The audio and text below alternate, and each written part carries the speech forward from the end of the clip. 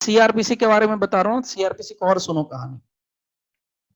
CrPC जो है parliamentary legislation है। पार्लियामेंट्री लेजिस्लेशन क्या होता है? What is the meaning of parliamentary legislation? जिस लेजिस्लेशन को पास बाई जो है वो पार्लियामेंट के द्वारा किया गया, हाँ, जो पार्लियामेंट के द्वारा लेजिस्लेशन फॉर्म किया हाँ, इनेक्ट किया जाता है। सो कोई भी लॉ, कोई भी कानून जिसको पार्लियामेंट इनेक्ट करके बनाए, यानी पार्लियामेंट बनाए, उसको हम लोग क्या बोलते हैं? Parliamentary legislation. सीआरपीसी क्या है? सीआरपीसी अपने आप में एक पार्लियामेंट्री लेजिस्लेशन है। और जब हम कहते हैं ना कि पार्लियामेंट्री लेजिस्लेशन है, तो इसमें अगर कोई संशोधन करने की जरूरत पड़ेगी, कोई अमेंडमेंट करने की जरूरत पड़ेगी, तो इसको अमेंड करने के लिए कोई दूसरा एक्ट पहले बनाना पड़ेगा या दूसरा कोई ऑर्डिनेंस लाना पड़ेगा, उसके बाद ही सीआरपीसी में संशोधन हो सकेगा। Otherwise there is no possibility at all. याद करो, दोनों ही सिचुएशन आपके पास है। आपको दोनों का एग्जांपल देता हूं, ताजा वाला। अभी सीआरपीसी में रिसेंटली 2018 में अमेंडमेंट हुआ, और अगर मैं ऑर्डिनेंस वाला एग्जांपल दूं तो निर्भया रेप केस में 2013 में जो अमेंडमेंट लाया गया था, वो ऑर्डिनेंस के जरिए हुआ था। याद है कि भूल गए? उस समय जो अमेंडमेंट लाया गया था, वो अमेंडमेंट जो है ऑर्डिनेंस के जरिए लाया गया था। तो पॉइंट क्या याद रखना है कि ये पार्लियामेंट्री लेजिस्लेशन है। इसमें किसी तरह का अमेंडमेंट अगर करना है तो कोई एक्ट या ऑर्डिनेंस के जरिए होगा। सिंपल नोटिफिकेशन इशू जारी करके कोई भी स्टेट गवर्नमेंट इसको अमेंड नहीं कर सकती है। लेकिन क्या राज्य सरकार इसमें संशोधन कर सकती है? सीआरपीसी के अंदर इज इट पॉसिबल कि कर सकती है स्टेट सर, गवर्नमेंट कर सकती है? कर सकती है sir, yes sir. By the assent of the by the assent of the president. ये भी पूछता है, ये कॉन्स्टिट्यूशन का पार्ट याद रख लेना।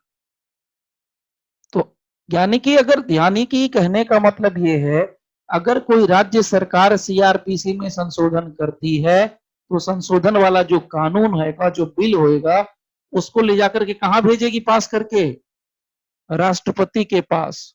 किस लिए? एसेंट लेने के लिए।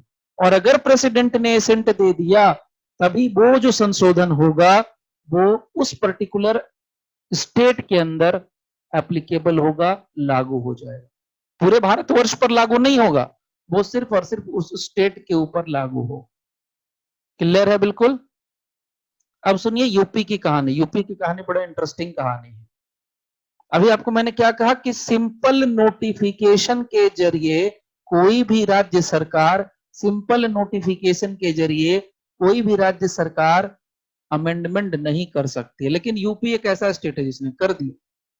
ये कमाल उत्तर प्रदेश ने किया है। और राष्ट्रपति की मंजूरी भी लेने की जरूरत नहीं थी, एसेंट भी लेने की जरूरत नहीं थी। और ये कमाल कैसे हुआ यूपी में, वो भी बता रहा हूं। देखो यहां पर इसमें जो जजमेंट आया है, बहुत बढ़िया जजमेंट है।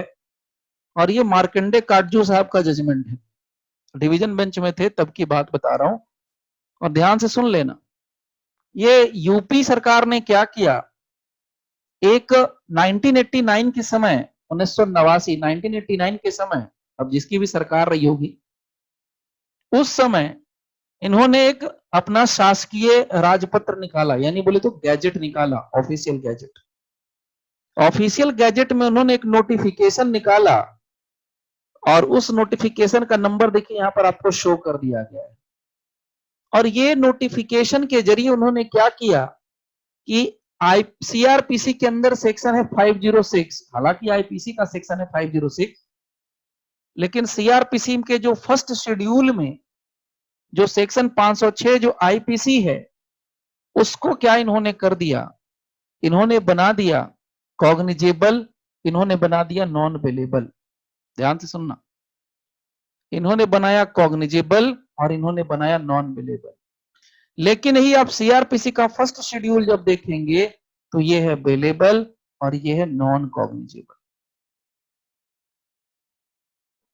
मतलब क्या हुआ? सीधा उल्टा कर दिया। भारत की सरकार कहती है, पार्लियामेंट्री लेजिस्लेशन कहता है, सेंट्रल एक्ट कहता है कि 506 is a cognizable, non bailable. No, कहता है non cognizable and bailable. Bharat की सरकार कहती है कि बेलेबल है ये ऑफेंस, इसमें पुलिस से वारंट, ये पुलिस अरेस्ट नहीं कर सकती बिना वारंट के।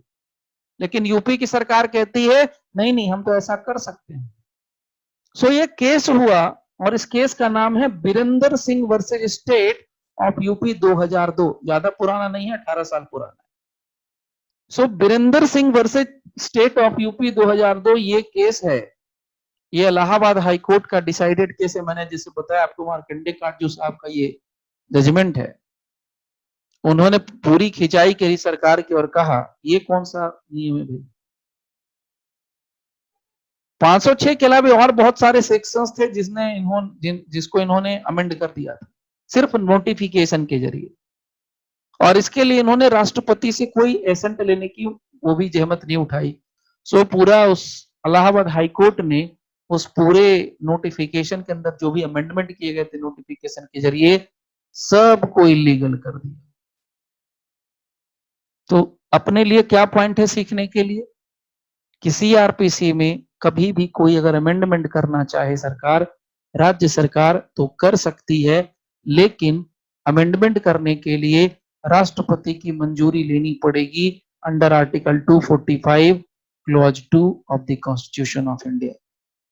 ऐसे नहीं हो सकता है। ये सब सीआरपीसी है।